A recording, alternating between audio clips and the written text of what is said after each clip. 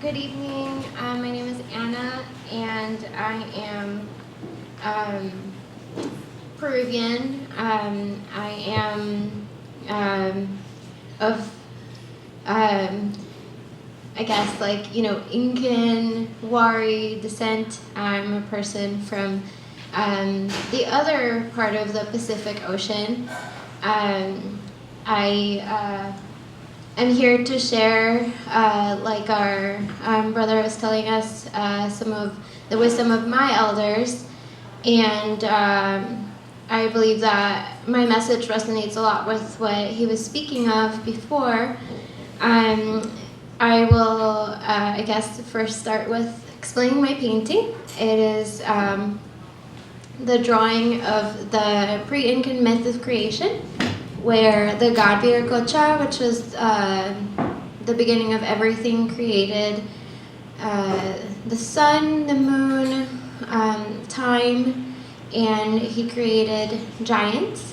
And it didn't go so well, so he brought in a flood, and then they were all washed away, and he started again. And he created Mother Earth, and he cried for his failed creation, and his tears became sperm that fertilized Mother Earth, and from her all of life sprung. So you can observe all of the creatures springing. And then we came out of Mother Earth's flesh from the soil, and then we were spread all over the world like stars. And so from that myth, my elders, they viewed every single part of the earth as an elder, and they would tell different tales of, how each setting, each mountain, which they called apus, they are either seen as local deities or elders, depending on the myth and where you're coming from. They are active parts in the environment. They are active parts in the culture. Every single part of the landscape is something that is living and interacts. Whenever they would grow their crops, whenever they would dance, whenever they would do anything, they would always do it with a lot of sort of pre-thinking, pre-thought of where the sky, the stars, the moon, all of that was. And they had different rituals in relation because they were always in that relationship of honoring and giving and receiving and giving back. So when they did harvest, then they would celebrate that they were given the rains, that they were given the harvest. The snow atop all of the mountains of the Apus, it's viewed as the sperm of God. So when the rains come, it keeps fertilizing the earth. So this keeps repeating itself. It's not just something that was, created and done, but it's something that keeps on going and it keeps happening. So through that, they would, whenever they would mine or whenever they would do anything that exploited the land, they would look to have a equal exchange. There was also lore about different types of beings that lived in the earth, not just humans, that would basically fight back if you didn't act with respect. So there's always that relationship of, leaving an offering somewhere if you're going to take something else. Otherwise, these beings will come after you. So, it's just like some consequences for your bad actions.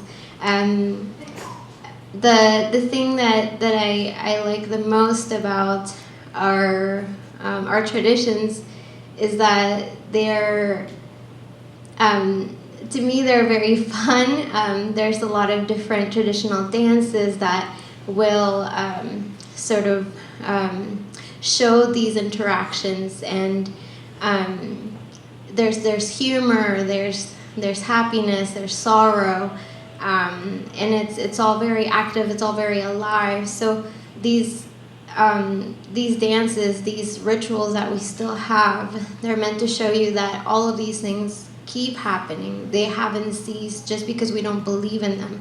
They're still going on. And so that's why, there's consequences if we don't respect the earth, if we don't give respect to our elders, to our environment. Things happen, and it's sad that we don't believe in climate change, but it is happening. And so that's kind of what my outfit's about. So the painting at first is when it was created, Mother Earth is happy, she's embodying creation. And then I did a little outfit where my wig is the sea, and so if you can see, there's like some boats and there's some fishing going on, and then there's some plastic trash, and this is Hurricane Dorian, and it's coming. Like Mother Earth is active. She's not letting this just happen. Like she is interacting with us. She's trying to show us lessons, and we need to listen. We can't just keep doing the same thing and just getting all these catastrophes going on and think that nothing is going to happen. We have to listen. And I have around my neck 2 hands basically showing the things that are killing us, like greed, indifference. Can't read it right now, but basically it's ignorance, idleness. So when you're looking at your phone and you're just, playing around instead of listening, instead of voting, instead of acting, these things they're just happening. They keep going. Just because you don't pay attention doesn't mean that the world is stopping. These things are happening and someone's under control. Somebody's controlling these things. And sadly, it's the people that are benefiting from these things, So the people that have the least, that their voices aren't heard the most, those are the people that are impacted the most. The people of less means that don't have a way to buy an expensive home that's weatherproof and that's, going to be fine throughout the whole, hurricane or whatnot. And this happened before as well in New Orleans, where the people that were living close to the water, that have homes that are makeshift, that were just kind of scraping by in our regular society, they were the ones that were hit the hardest because they don't have the means, they don't partake in this greed and this sort of dog-eat-dog world that we have created. And it's not sustainable. It was never meant to be sustainable. And it's about time that we wake up and that we do something, because we're not going to have anything else left, if we just keep on how it's going. Our parents, our grandparents, they're complaining and they keep saying things like it's our fault, that we're, you guys complain so much, in my day it was done this way, and it's like, right, in your day it was done that way, and that's why we're here. That's why we're running out of everything. The world isn't infinite.